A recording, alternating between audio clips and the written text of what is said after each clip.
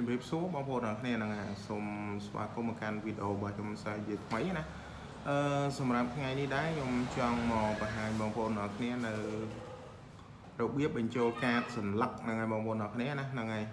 សម្រាប់ smart ហ្នឹងហើយឬមួយក៏យើងហៅថារបៀបបញ្ចូល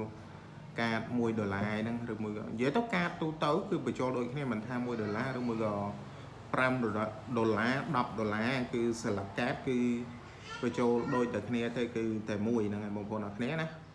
អញ្ចឹងមុននឹងដល់ការបង្ហាញក៏សូមបងប្អូនទាំងគ្នាជួយចុច like ចុច subscribe ដាក់សញ្ញារូបកណ្ដឹងឲ្យម្នាក់មួយផងបងប្អូនទាំងគ្នាណាហ្នឹងហើយអញ្ចឹងដើម្បីកុំឲ្យខាតពេលយូរខ្ញុំធ្វើការបង្ហាញតែម្ដងអញ្ចឹងមុននឹងយើងបញ្ចូលកាតបានយើងត្រូវដឹងថាទូរស័ព្ទរបស់យើងនៅ SIM ទីម៉ានហ្នឹងហើយបងប្អូនទាំងគ្នាណាឥឡូវយើងចាប់ទុកថាដឹងឥឡូវយើងដើម្បីបញ្ចូលកាតបានគឺយើងកោសតែម្ដងកោសណាយើងអាចធ្លាប់រឹងធ្លាប់លើកញ្ចក់ទូរស័ព្ទយើងក៏បានដែរបងប្អូនទាំងគ្នាណាតាមពិតយើងអាចដាក់លើកន្លែងណាដែលអាចយើងកោសបានទៅប៉ុន្តែឥឡូវអានេះខ្ញុំថតវីដេអូគឺខ្ញុំដាក់កោសលើនឹងតែម្ដងទៅបងប្អូនទាំងគ្នាណាអញ្ចឹងពេលដែលយើងកោសបានហើយគឺយើងបញ្ចូលកាតហ្នឹងហើយបងប្អូនទាំងគ្នាគឺយើងចូលមកកាន់កន្លែងនេះខលចេញខលចូលហ្នឹងយើងលុបវាចោលអស់ណាយើងលុបចោលអស់មិនព្រោះនេះណានេះបងប្អូនទាំងគ្នាពេលដែលយើងបញ្ចូលកាតនេះយើងត្រូវមើលកន្លែងនេះណានេះកន្លែងហ្នឹង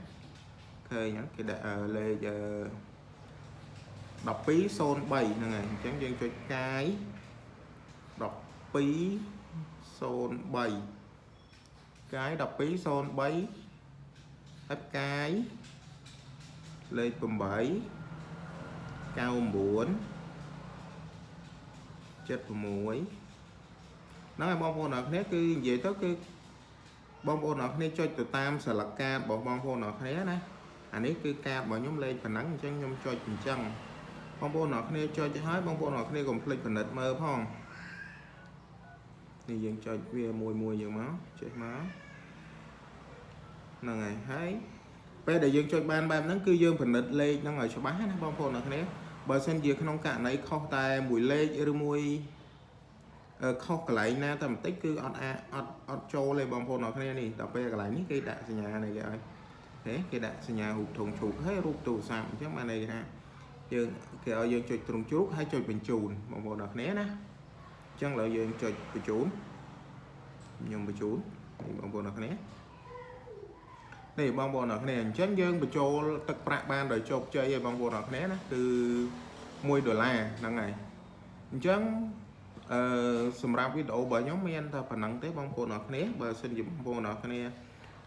ចូលចិត្តអាចជួយចុច like ឬមួយក៏ចុច subscribe ដាក់សញ្ញារូបកណ្ដឹងឲ្យម្នាក់មួយផងអរគុណច្រើនសម្រាប់ការតាមដានវីដេអូមួយនេះតាំងពីដើមរហូតដល់ចប់